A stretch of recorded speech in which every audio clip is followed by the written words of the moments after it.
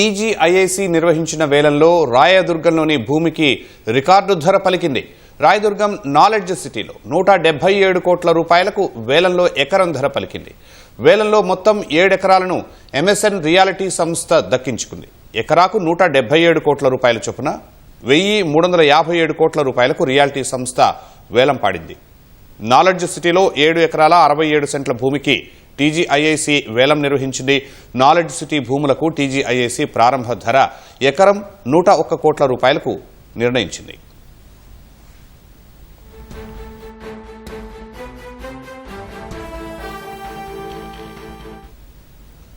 TGIIC నిర్వహించిన వేలంలో రాయదుర్గంలోని భూమికి రికార్డు ధర పలికింది. మరిన్ని వివరాలు మా ప్రతినిధి రంగారావుని అడిగి తెలుసుకుందాం.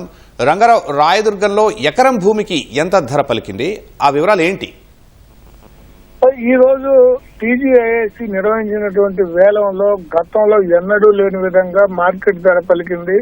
ఎకరం 177 కోట్ల రూపాయల విలువ దక్కించుకుంది ఎంఎస్ఎం రియాలిటీ సంస్థ.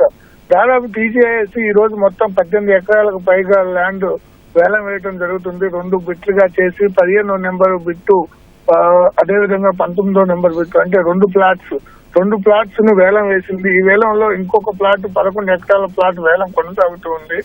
వేలం ఇప్పటికే ఒక 7.67 కుంటల భూమికి వేలం నిర్వహించారు. ఈ వేలంలో ఒక ఎకరం ధర 177 కోట్లకు ఎంఎస్ఎం రియాలిటీ సంస్థ దక్కించుకుంది.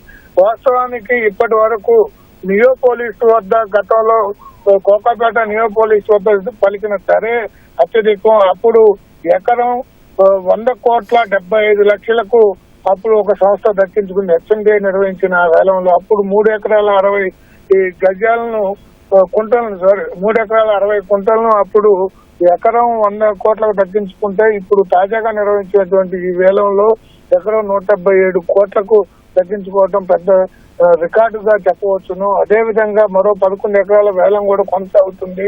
ఈ వేలం కూడా ఎక్కువగా కొనసాగుతున్నట్టుగా మనకు సమాచారం అందుతుంది. అంటే ఈ 177 మార్కు కూడా దాటే అవకాశం ఉంది.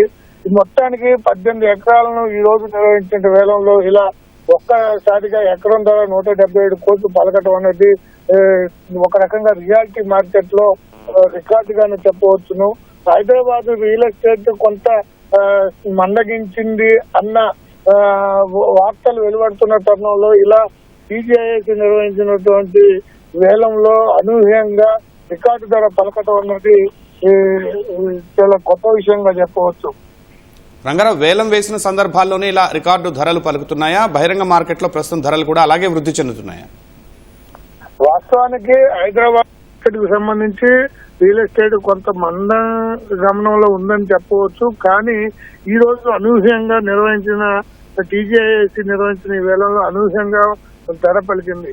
ఇది పూర్తిగా కూడా అక్కడ కమర్షియల్ సంబంధించింది, వాణిజ్య అవసరాలకు వినియోగించే ల్యాండ్. ఇక్కడ వాణిజ్య అవసరాలతో పాటుగా రాష్ట్ర ప్రభుత్వం సడలించిన నిబంధనల ప్రకారం హైరేజ్ బిల్డింగ్స్ ను నిర్మించవచ్చు.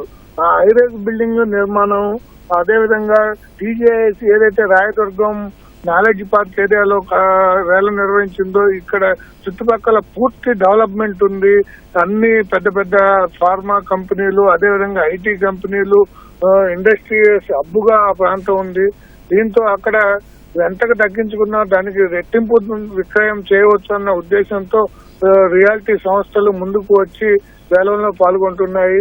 మొత్తానికి అదేవిధంగా ఈ రోజు హౌసింగ్ బోర్డు నిర్వహించిన వేలంలో కూడా గజం దాదాపు చాలా అధికంగానే పలికింది. 1,77,000 గజం పలికింది.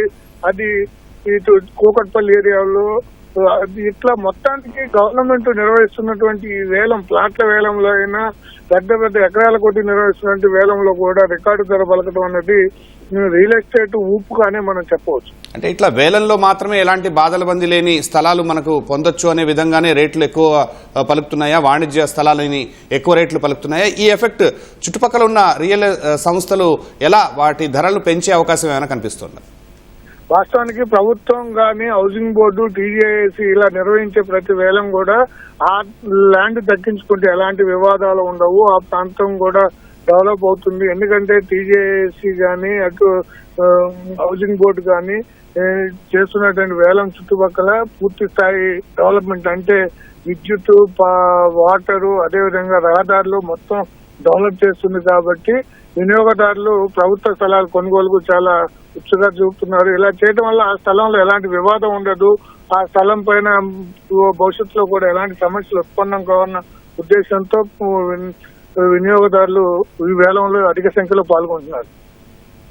ధన్యవాదాలు రంగారావు.